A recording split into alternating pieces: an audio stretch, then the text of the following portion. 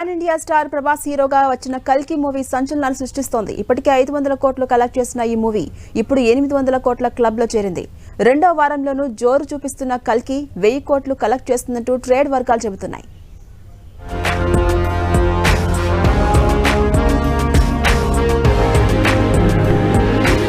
Box office వద్ద కల్కి జైత్రయాత్ర కొనసాగుతోంది.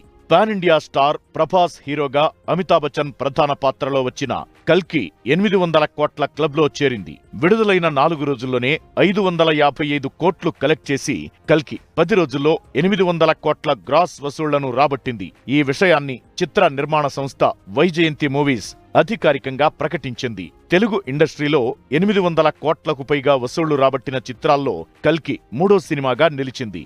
ఇంతకు ముందు ఈ రికార్డు బాహుబలి 2, RRR చిత్రాల పేరిట ఉన్నాయి. మరోవైపు టికెట్ల రేట్లు తగ్గడంతో మూవీ కలెక్షన్లు మరింత పెరిగే అవకాశముంది.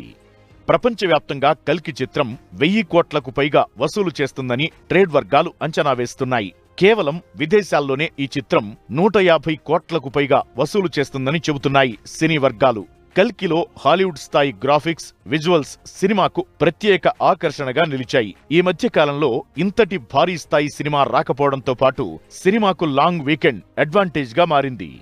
మరోవైపు 2 తెలుగు రాష్ట్రాల్లో కలిపి 242 కోట్ల మేర గ్రాస్ వసూళ్లు వచ్చినట్లు తెలుస్తోంది. ఒక్క నైజాంలోనే ఏకంగా 100 కోట్లు కల్కి కలెక్ట్ చేసినట్లు టాక్ నడుస్తోంది.